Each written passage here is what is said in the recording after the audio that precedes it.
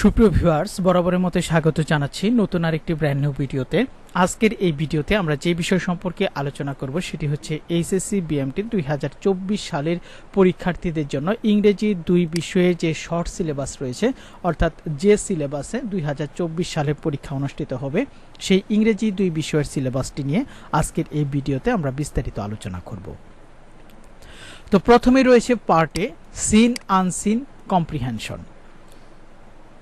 Scene কম্প্রিহেনশনের মধ্যে রয়েছে a mother in Mannville, Amerigo, a street child, the old man at the bridge by Ernest Hemingway, eco tourism, why education, Bengal's face.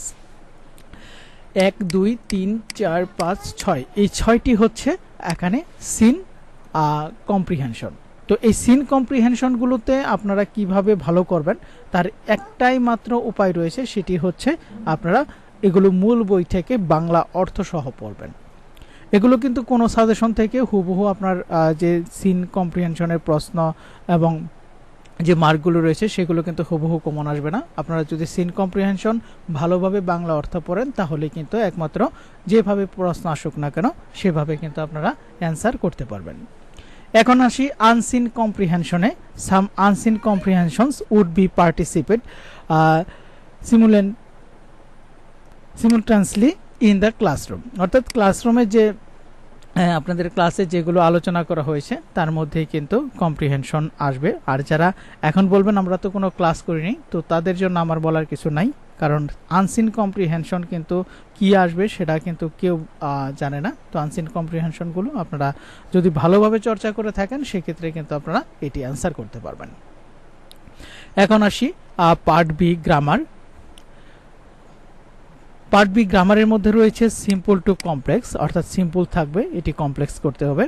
Simple to compound, simple দেয়া থাকবে প্রশ্নে, এটিকে আমাদের compound করতে হবে। কমপ্লেক্স টু সিম্পল, প্রশ্নপত্রে কমপ্লেক্স সেন্টেন্স দেয়া থাকবে, এটিকে সিম্পল করতে হবে, সিম্পল সেন্টেন্স করতে হবে। Complex two compound and vice versa affirmative two negative, অর্থাৎ অ্যাফার্মেটিভ সেন্টেন্স দেয়া থাকবে এবং এটিকে নেগেটিভ করতে হবে। And vice versa making sentence. এরপর রয়েছে connectors, using connectors in rearranging of sentence, অর্থাৎ সেন্টেন্সগুলোকে সংযুক্ত করে রিঅ্যারেঞ্জ করতে হবে, পুনরায় সাজাতে হবে। এরপর রয়েছে modifiers, pre and post modifiers, adjectives, noun adjectives, prepositional phrase, noun phrase, adverb and adverbial phrase, appositives. এরপর রয়েছে speech, direct to indirect and or indirect to direct. এরপর আরেকটি রয়েছে স্পেশাল ইউজ অফ সাম ওয়ার্ডস।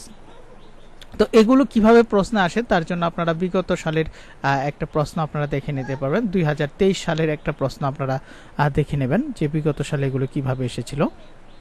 এরপর পার্ট সি, পার্ট সি এর 2টি অংশ, একটি হচ্ছে সিবি রাইটিং, কারিকুলাম ভিটা অথবা রিজিউম। এরপর রয়েছে describe grasp and charts, describe of grasp and charts. তো এটি হচ্ছে ইংরেজি 2 বিষয়ের সম্পূর্ণ সিলেবাস। তো আমরা আসুন প্রশ্নগুলো কেমন হতে পারে, প্রশ্নের মান বন্টনগুলো আমরা দেখে নেই। সিন কম্প্রিহেনশন থেকে মাল্টিপল চয়েস কোশ্চেনের মধ্যে 3 নাম্বার থাকবে, শর্ট অ্যান্সার কোশ্চেনের মধ্যে 6 নাম্বার থাকবে, ফ্লু চার্টের মধ্যে 5 নাম্বার থাকবে। আনসিন থেকে 2 ধরনের প্রশ্ন হবে, একটি হচ্ছে filling in the gaps without clause 4 number, rearranging of sentence 6 number. এরপর পার্ট বি এর গ্রামার অংশের test item, gap filling with clause, special use of some word, এখানে 3 নাম্বার, ইউজ অফ মডিফায়ার্স এখান থেকে 3 নাম্বার, চেঞ্জিং দ্য স্পেস এখানে অর্থাৎ narration থেকে 5 number. এরপর রয়েছে fill in the gaps with the given sentence connectors, এখান থেকে 3 number, changing sentence directed in the bracket, এখান থেকে 6 নাম্বার। সর্বশেষ রয়েছে পার্ট সি, এখান থেকে writing job application with curriculum ভিটা অথবা রিজিউম। আমাদের কিন্তু 2টি পড়তে হবে, আপনারা অবশ্যই রিজিউম এবং কারিকুলাম ভিটা এগুলো 2টি পড়বেন। এর জন্য থাকবে 8 নাম্বার এবং ডিসক্রাইবিং গ্রাফস অ্যান্ড চার্টস এখান থেকে থাকবে 8 নাম্বার। তো এই 60 নাম্বারের কিন্তু আপনাদের পরীক্ষা অনুষ্ঠিত হবে।